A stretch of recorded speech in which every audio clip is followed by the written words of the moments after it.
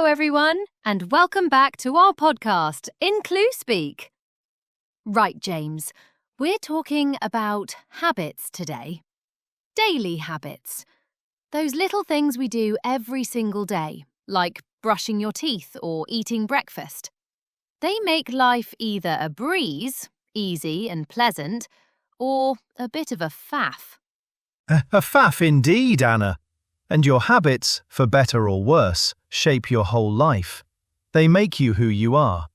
The morning ones are the most crucial. Tell me, what's your first proper thought when that dreadful alarm goes off at 7? My first thought is usually 5 more minutes, followed very quickly by, I need to stay in bed and lie in.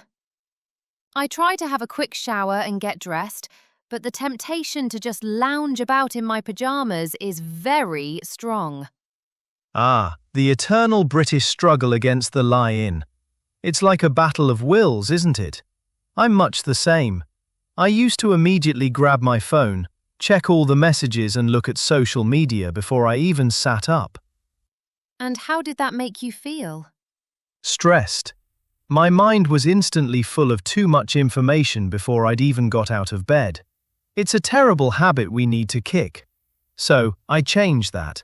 Now, I try to be more disciplined. Oh, fancy. What's the new James habit? We need to know. It's ridiculously simple. I sit up slowly. I take 3 deep breaths. Then I say something positive out loud. Something like, "Right, James, you've got to crack on now." And then, I immediately go and put the kettle on. That's my only non-negotiable routine. The tea is the reward for getting up. Of course it is. A cuppa, a nice cup of tea, is practically a legal requirement for any British morning. Brilliant practice, though. Listeners, notice we are using the present simple tense here. This is for things you do every day, your routine. Let's try to practice some of those key phrases. These are great for A2 students. Repeat after me, everyone. I wake up at 7 o'clock. I get up at 7:15. This means leaving the bed, a common mistake. I put the kettle on. I have a quick shower. A quick one. I brush my teeth. That's important. And I get dressed right away. No lounging about in your PJs, remember? Simple sentences, but they describe your entire daily routine. Essential A2 vocabulary. And doing this practice out loud, even to yourself, is great English practice first thing in the morning. Absolutely. Let's learn one more useful phrase. When you want to describe how you feel, you can say, I feel fresh, or I feel awake.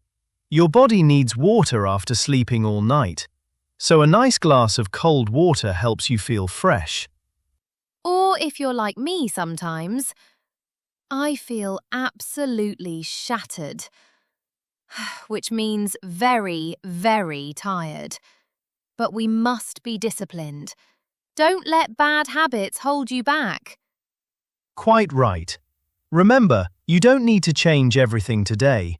Just pick one small habit to start tomorrow morning 9. Perhaps the kettle habit. Yes. Now, let's move on to the next big habit. Breakfast.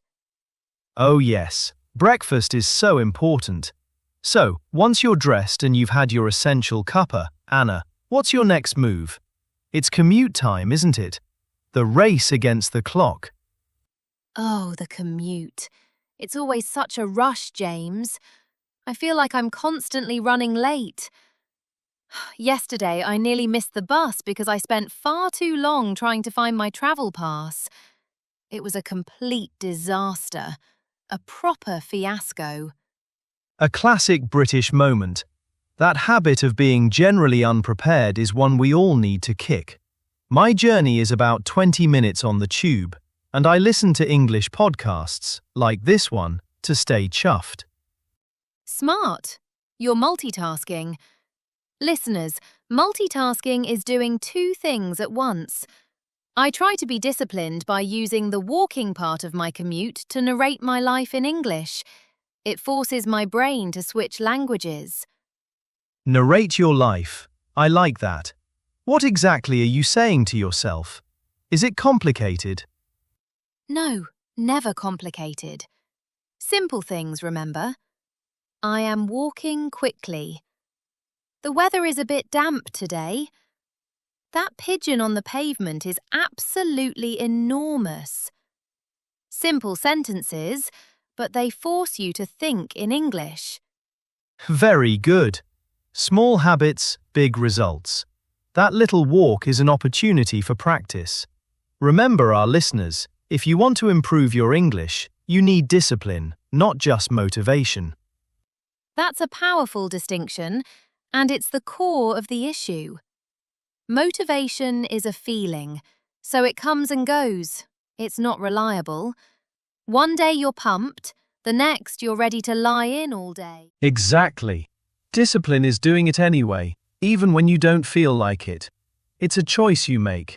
It's like getting up when you'd rather stay in bed, or saying one English sentence when you feel too tired. That one small action leads to another. It's like a chain of positive actions. A chain of brilliant habits. Let's practice some phrases related to discipline, routine, and feeling the pressure of time. Repeat after us. I am working on being on time. Meaning, trying to fix the lateness habit.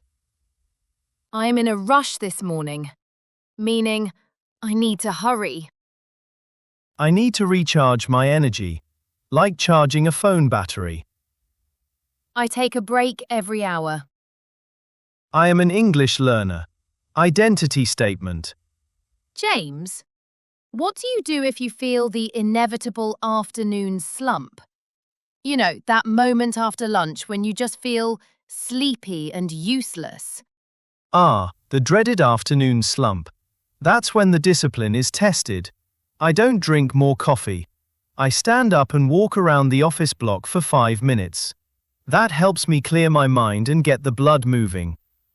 Clear your mind is a great phrase for A2.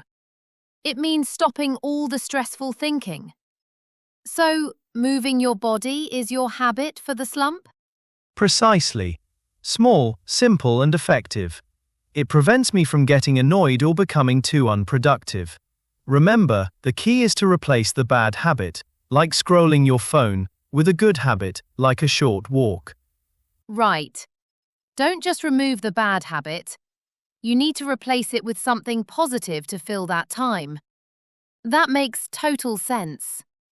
Now that we've mastered the discipline of the commute and the slump, we can finally wind down and think about the evening. Yes. Let's move to the evening routine next. Right then, James. The day is done. The discipline is mostly finished. When you finally get home, what's the evening habit you never miss?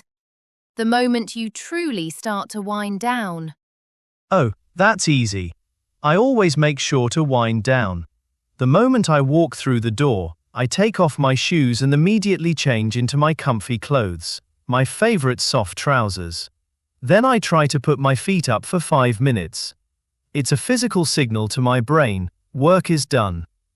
That's wonderful. Wind down and put your feet up are perfect phrases for this time of day, listeners. I try for at least 30 minutes of reading a physical book before bed, absolutely without my phone. The blue light is a menace, and it makes it hard to hit the hay. A genius move. Hit the hay is a lovely, slightly funny expression, meaning simply, go to bed. And that discipline of putting the phone away is key. Speaking of key concepts, let's revisit the big idea for our listeners, identity. Identity? How exactly does that link to our evening habits, James? Because your evening habits reflect who you think you are. Don't say, I want to exercise more next week. That's weak. Say, I am a person who takes care of my health. Don't say, I should practice English. Say, I am an English speaker. This changes the way you view the effort. That's very deep, James. Changing the way you talk to yourself, your self-talk. I like that. You're changing the self-perception, not just the action. That's how we build consistency. Exactly. Consistency is the true secret to success with any habit. Doing something once doesn't change anything, but doing it every day for a month, that changes everything. You don't need to be great to start, but you must start to be great. So, the final advice is start small. Pick just one tiny habit. Not exercise more, but I will do 10 push-ups every morning. Not learn English, but I will listen to a podcast for 10 minutes while I make my tea. Make it so easy you can't say no. And then, you must keep track of it. See the streak. Get a little notebook and tick it off every night before you hit the hay. Seeing those ticks gives you a huge feeling of progress. That builds confidence. You'll look back and think, wow, I really did that every day. That's the only competition that matters, being better than you were yesterday. Let's finish with some powerful self-talk one last time. Everyone, repeat these statements out loud. Remember, your mind listens to your words. I am capable of great things. I am patient with myself. I choose progress over perfection. Every day, I am getting better. Fantastic job, everyone! We hope this short series on daily habits has given you some great English phrases and, more importantly, the discipline to use them. Yes. Thank you so much for listening to the final part of our series, IncluSpeak. Remember, your small actions today create your future.